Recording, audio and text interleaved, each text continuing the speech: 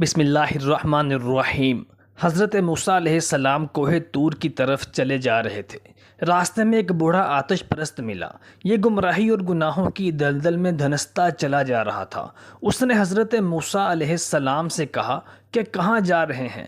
تو سیدنا موسیٰ علیہ السلام نے جواب دیا کہ کوہ طور پر جا رہا ہوں، جس جگہ وہ بے انتہا نور کا مرکز ہے، وہاں جا رہا ہوں تاکہ اللہ تعالیٰ سے راز و نیاز اور مناجات کر سکوں اور تمہارے گناہوں اور خطاؤں کی معذرت کر سکوں۔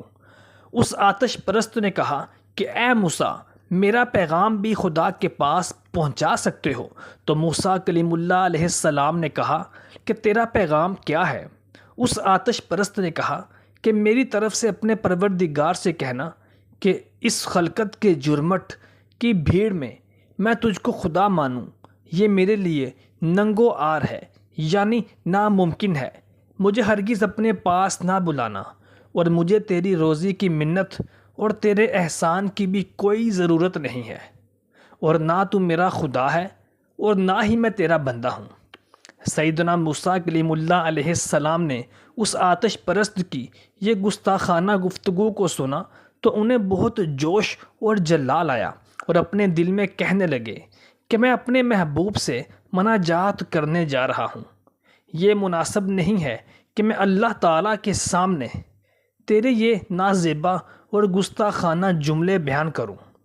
سیدنا موسیٰ کلیم اللہ علیہ السلام کوہ طور کی طرف روانہ ہو گئے۔ اسی نورانی وادی میں آپ اللہ تبارک و تعالیٰ سے راز و نیاز کرنے لگے۔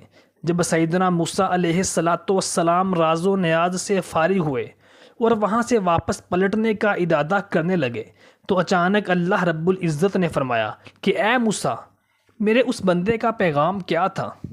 موسیٰ علیہ السلام عرض کرنے لگے کہ یا باری تعالیٰ، میں اس پیغام کو سناتے ہوئے شرم محسوس کرتا ہوں۔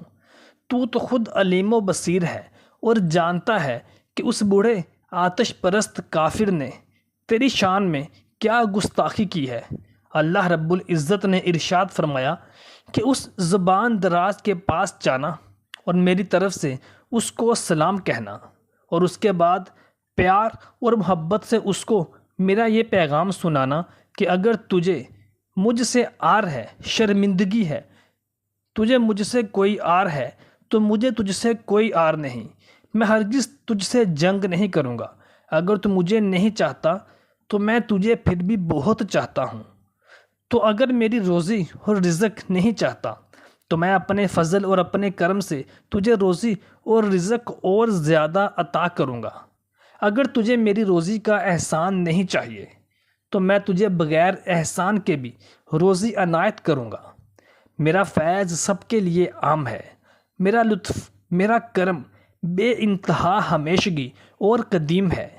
جب موسیٰ علیہ السلام کوہ طور سے واپس آئے تو راستے میں اس بوڑھے آتش پرست نے کہا کہ اے موسیٰ کلیم اللہ، اگر میرے پیغام کا جواب لے آئے ہو تو بیان کر دو۔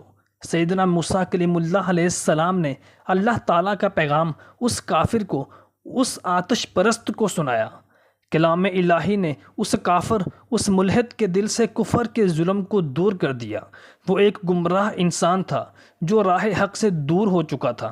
اللہ تعالیٰ کا پیغام اس کے لیے گھنٹی کی طرح تھا، تاریک کی اندھیر نگری میں ڈوبا ہوا تھا، وہ اس کے لیے نور خورشید کی طرح بن گیا۔ شرم و حیا کی وجہ سے اس آتش پرست گستاخ کا سر جھک گیا، اپنی آنکھوں پر ہاتھ رکھے وہ زمین کی طرف دیکھنے لگا۔ تھوڑی ہی دیر بعد اس نے سر اٹھایا اور اشک بار آنکھوں سے اور سوزے جگر کے ساتھ کہنے لگا، اے موسیٰ کلیم اللہ، تم نے میرے جسم میں آگ لگا دی ہے، جس سے میرا جسم اور میری روح دھواں دھواں ہو گیا ہے۔ یہ کیا پیغام تھا جو میں نے خدا رب العزت کی بارگاہ میں پیش کیا؟ میں بدبخت ہوں، افسوس مجھ پر۔ اے موسیٰ، مجھے ایمان کی تعلیم دیجیے، مجھے حقیقت کا راستہ بتائیں۔ خدایا، کیا عجیب واقعہ پیش آ گیا؟ یا خدا میری روح کو قبض کر لے تاکہ میں اس پریشانی سے نجات پا جاؤں۔